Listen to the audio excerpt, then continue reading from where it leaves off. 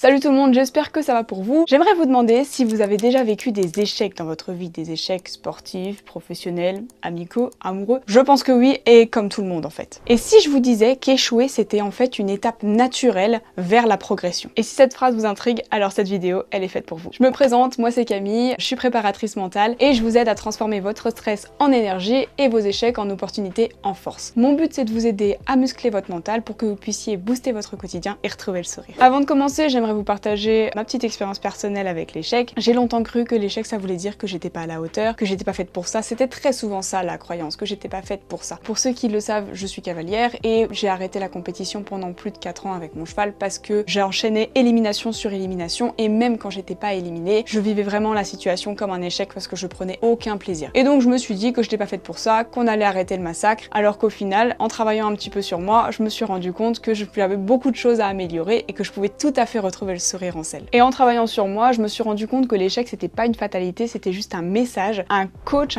qui m'amenait un feedback pour me dire quoi améliorer. On a tendance à croire que l'échec c'est le contraire du mot réussite, mais si ça allait un peu plus loin que ça. Et si à l'inverse, l'échec faisait vraiment partie de la réussite et était une étape nécessaire à la réussite justement. Dans notre fonctionnement, on a malheureusement appris que c'était une honte d'échouer, comme si c'était une preuve d'incompétence, de faiblesse ou de manque de talent. Pourtant, si vous regardez de près, n'importe quelle personne, un tant soit peu célèbre, qui a réussi, elle est passée par un bon nombre d'échecs. Si je prends l'exemple de J.K. Rowling, elle a été rejetée par une douzaine de maisons d'édition avant que le script d'Harry Potter ne soit accepté. Et maintenant, on sait où elle en est. Si je prends également l'exemple de Tony Parker, on lui a dit qu'il était trop petit, qu'il n'avait pas le physique pour être un basketteur, et on sait également où il en est maintenant. Apprendre à surmonter l'échec, c'est développer 3 compétences fondamentales. La résilience, soit la capacité à rebondir assez rapidement. L'estime de soi, parce que vous allez apprendre à garder confiance même lors d'imprévus ou même lors de choses que vous ne maîtrisez pas. Et l'intelligence émotionnelle, parce que vous allez apprendre à transformer la difficulté en expérience constructive. Et ce sont ces compétences-là qui vont faire la différence dans le temps. Plus vous apprenez à appréhender l'échec de manière constructive, plus vous gagnez en puissance mentale. Mais ça, c'est pas une compétence qui est réservée à certains élus. Ça s'apprend, ça se travaille, un peu comme un muscle. Et je te parle pas ici d'une méthode miracle ou de pensée magique, je te parle d'un processus à mettre en place pour atteindre tes objectifs et ici pour transformer tes échecs en levier. D'ailleurs, par la suite, je te montrerai 3 étapes pour transformer tes échecs en step de progression. Ça me fait penser à une grimpeuse que j'ai accompagnée, je pense que si elle passe par là, elle se reconnaîtra, qui, quand elle est venue me voir, avait de très grosses difficultés à gérer l'échec, ça engendrait chez elle beaucoup de frustration, beaucoup d'émotions désagréables. Elle se voyait vraiment comme quelqu'un de nul, elle avait ce genre de propos envers elle, d'ailleurs je vous vois, je suis sûre que vous les avez aussi. Je suis nulle, j'y arriverai pas, voilà. Ce genre de truc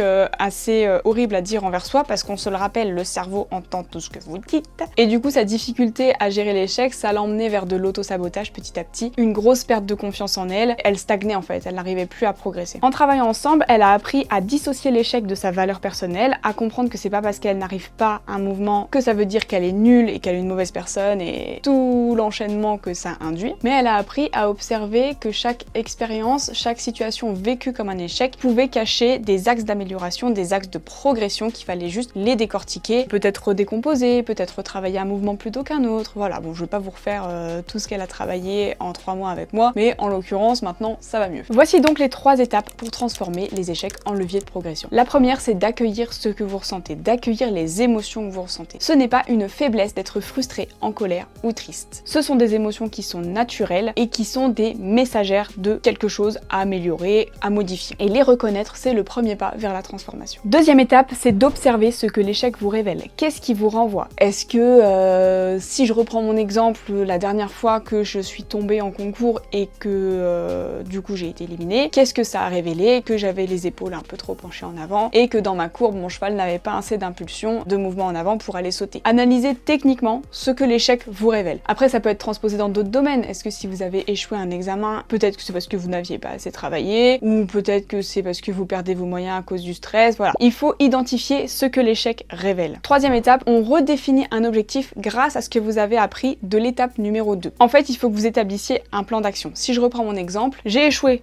parce que je suis tombée. Je suis tombée parce que j'avais les épaules trop en avant et que mon cheval n'avait pas d'impulsion. Donc qu'est-ce que j'ai retravaillé dans mes séances suivantes? Dans mon plan d'action, c'était retravailler ma position dans un premier temps et retravailler le mouvement en avant, l'impulsion de mon cheval. Bon, après ça peut être travaillé de manière simultanée, mais on n'est pas dans un cours d'équitation ici aujourd'hui, c'est pas l'objectif. Mais dans tous les cas, c'est ça que j'essaie de vous dire, c'est que partir de l'échec et établir un plan d'action pour défoncer cet échec la prochaine fois. Et le plan d'action, il peut être étape par étape. Peut-être que moi j'ai pas senti que mes épaules partaient en avant. Donc la première étape, ça pourrait être simplement de me repositionner dans la même position, me repositionner mieux et ressentir la différence qu'il y a entre cette position-là et cette position-là. N'hésitez pas à décortiquer en sous-étapes, sous-étapes les plus simples possibles pour vous simplifier la démarche de progression. De mon point de vue, l'échec, c'est le meilleur feedback que vous pouvez espérer pour devenir une version de vous qui envoie du lourd. Alors si vous avez envie d'apprendre à rebondir et transformer vos difficultés en force, abonnez-vous parce qu'ici, on transforme les échecs en levier. Et si cette vidéo, elle a fait résonner quelque chose en vous, n'hésitez pas à la partager à quelqu'un qui aurait besoin d'avoir une perception différente de l'échec. En attendant, je vous souhaite une très bonne journée, nuit, où que vous soyez, et à la prochaine!